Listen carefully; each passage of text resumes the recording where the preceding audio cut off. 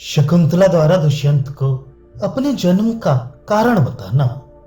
वैशंपायन जी कहते हैं, राजन, तदनंतर महाबाहु राजा दुष्यंत साथ आए हुए अपने उन मंत्रियों को भी बाहर छोड़कर अकेले ही उस आश्रम में गए, किंतु वहां कठोर व्रत का पालन करने वाले महर्षि दिखाई नहीं दिए। राजा ने संपूर्ण वन को प्रतिनिधित्व करते हुए से पूछा, यह कौन है? दुष्यंत के उस शब्द को सुनकर एक मूर्तिमती लक्ष्मी से सुंदरी कन्या तापसी का वेश धारण किए आश्रम के भीतर से बाहर निकली। जन्मेजय उत्तम व्रत का पालन करने वाली वह सुंदरी कन्या रूप, यौवन, शील और सदाचार से संपन्न थी।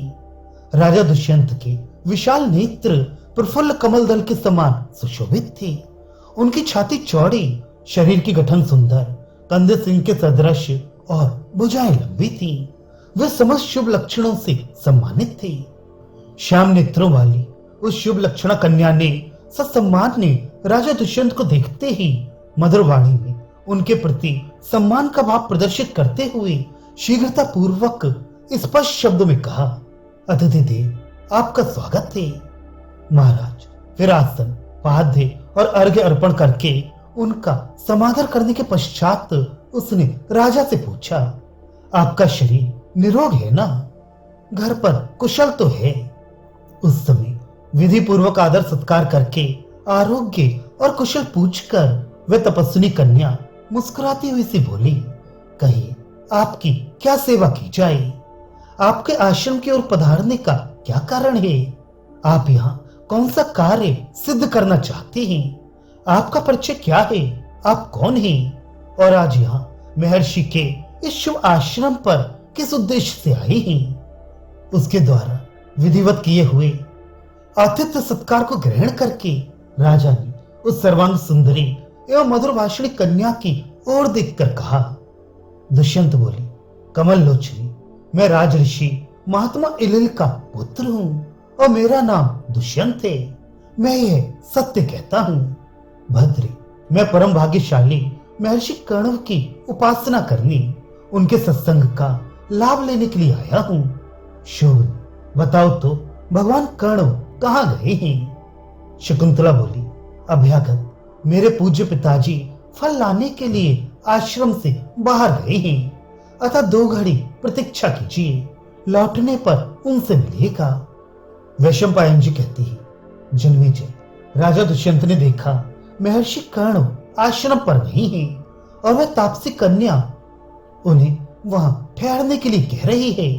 साथ ही उनकी दृष्टि इस बात की ओर भी गई कि वह कन्या सर्वांग सुंदरी, अपूर्व शोभा से संपन्न तथा मनोहर मुस्कान से सुशोभित है। इसका शरीर सौंदर्य की प्रभा से प्रकाशित हो रहा है। तपस्या तथा मन इंद्रियों के संयम ने इसमें अपूर्व तेज भर दिया है। ये अनुपम रूप और नई जवानी से उद्भासित हो रही है। ये सब सोचकर राजा ने पूछा, मनोहर कटि प्रदेश से सुशोभित सुंदरी, तुम कौन हो? किसकी पुत्री हो और किस लिए इस वन में आई हो? शोभनी, तुमने ऐसे अद्भुत रूप और गुणों का विकास कैसे हुआ है? शुभे, तुमने दर्शन मात्र से मेरे मन को हर लिया है। कल्याणी, मैं तुम्हारा परिचय जानना चाहता हूँ, अतः मुझे सब कुछ ठीक ठीक बताओ। हाथी की सूंड के समान जांघों वाली मतवाली सुंदरी, मेरी बात सुनो। मैं राजऋषि पुरु के वंश में उत्पन्न राजा दुष्यंत हूँ। आज मैं अपनी पत्नी बनाने के लिए तुम्हारा वरण करता हूँ। क्षत्रिय कन्या के सिवा दूसरी किसी स्त्री की ओर मेरा मन कभी नहीं जाता। अन्य ऋषि पुत्रियों, अपने से भिन्न वर्ण की कुमारियों तथा पराई स्त्रियों की ओर भी मेरे मन की गत नहीं होती। मधुर भाषण, तुम्हें यह ज्ञात होना चाहिए कि मैं अपने मन को पूर्णतः संयम में रखता हूँ। ऐसा होने पर भी तुम पर मेरा अनुराग हो रहा है, अतः तुम क्षत्रिय कन्या ही हो। बताओ, तुम कौन हो? भीरु, ब्राह्मण कन्या की ओर आकृष्ट होना मेरे मन को कदापि सह नहीं है। विशाल नेत्रों वाली सुंदरी, मैं तुम्हारा भक्त हूँ, तुम्हारी सेवा चाहता हूँ, तुम मुझे स्वीकार करो। विशाल लोचनी, मेरा राज्य भोगो, मेरे प्रति अन्यथा विचार ना करो, मुझे पराया ना समझो। उस आश्रम में राजा के इस प्रकार पूछने पर वह कन्या हंसती हुई मिठास भरे वचनों में उनसे इस प्रकार बोली, महाराज दुष्यंत, मैं तपस्वी, धृतिमान, धर्मज्ञ तथा महात्मा भगवान कर्ण की पुत्री मानी जाती हूँ। राजेंद्र, मैं परतंत्र हूँ। कश्यप नंदन महर्षि कर्ण मेरे गुरु और पिता हैं। उन्हीं से आप अपने प्रयोजन की सिद्धि के लिए प्रार्थना करें। आपको अनुचित कार्य नहीं करना चाहिए। दुष्यंत बोली, महाभागे, विश्ववंद कर्ण तो नैष्ठिक ब्रह्मचारी हैं। वे बड़े कठोर व्रत का पालन करते हैं। साक्षात धर्मराज भी अपने सदाचार से विचलित हो सकते हैं, परंतु महर्षि कर्ण नहीं। ऐसी दशा में तुम जैसी सुंदरी देवी उनकी पुत्री कैसे हो सकती है? इस विषय में मुझे बड़ा भारी संदेह हो रहा है। मेरे संदेह का निवारण तुम ही कर सकती हो। शकुंतला ने कहा, राजन, ये सब बातें मुझे जिस प्रकार ज्ञात हुई हैं, मेरा जन्म आदि पूर्व काल में जिस प्रकार प्रकट हुआ है और मैं जिस प्रकार कर्ण मुनि की पुत्री हूँ, वह सब वृतांत ठीक ठीक बता रही हूँ, उसे सुनिए। जिसका स्वरूप तो अन्य प्रकार का है, किंतु जो सत्पुरुषों के सामने उसका अन्य प्रकार से ही परिचय देता है, अर्थात जो पापात्मा होते हुए भी अपने को धर्मात्मा कहता है, वह मूर्ख, पाप से आवृत, चोर एवं आत्मवंचक है। पृथ्वीपति, एक दिन किसी ऋषि ने यहाँ आकर मेरे जन्म के संबंध में मुनि से पूछा, कश्यप नंदन, आप तो ऊर्ध्वरेता ब्रह्मचारी हैं, फिर ये शकुंतला कहाँ से आई? आपसे पुत्री का जन्म कैसे हुआ, ये मुझे सच सच बताइए। उस समय भगवान कर्ण ने उससे जो बात बताई वही कहती हूँ, सुनिए। कर्ण बोले, पहले की बात है, महर्षि विश्वामित्र बड़ी भारी तपस्या कर रहे थे।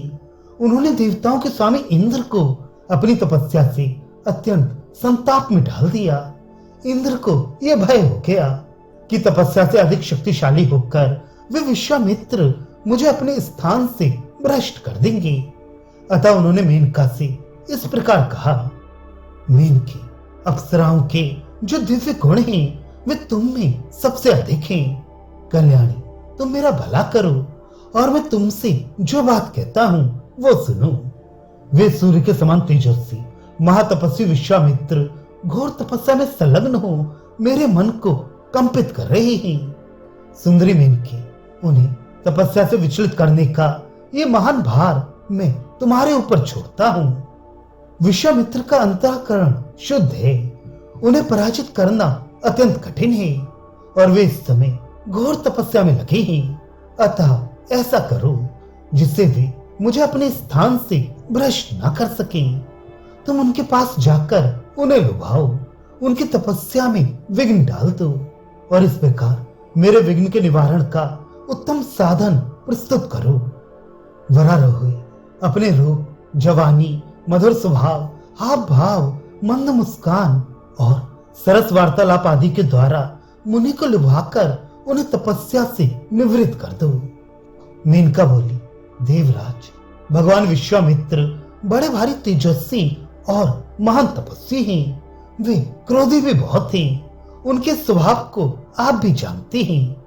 जिन महात्मा के तेज, तप और क्रोध से आप भी उद्विग्न हो उठते हैं, उनसे मैं कैसे नहीं डरूंगी। विश्वामित्र ऋषि वे ही हैं जिन्होंने महाभाग महर्षि वशिष्ठ का उनके प्यारे पुत्रों से सदा के लिए वियोग करा दिया, जो पहले क्षत्रिय कुल में उत्पन्न होकर भी तपस्या के बल से ब्राह्मण बन गए, जिन्होंने अपने शौच स्नान की सुविधा के लिए अगाध जल से भरी हुई उस दुर्गम नदी का निर्माण किया, जिसे लोक में सब मनुष्य अत्यंत पुण्यमयी कौशिकी नदी के नाम से जानते हैं। विश्वामित्र महर्षि वे ही हैं जिनकी पत्नी का पूर्व काल में संकट के समय श्रापवश व्याध बने हुए धर्मात्मा राजर्षि मतंग ने भरण पोषण किया था। दुर्भिक्ष बीत जाने पर उन शक्तिशाली मुनि ने पुनः आश्रम पर आकर उस नदी का नाम पारा रख दिया था। सुरेश्वर, उन्होंने मतंग मुनि के किए हुए उपकार से प्रसन्न होकर स्वयं पुरोहित बनकर उनका यज्ञ कराया, जिनमें उनके भय से आप भी सोमपान करने के लिए पधारी थी। उन्होंने कुपित होकर दूसरे लोक की सृष्टि की और नक्षत्र संपत्ति से रूठकर प्रतिश्रवण आदि नूतन नक्षत्रों का निर्माण किया था। ये वे ही महात्मा हैं जिन्होंने गुरु के श्राप से हीन अवस्था में पड़े हुए राजा त्रिशंकु को भी शरण दी थी।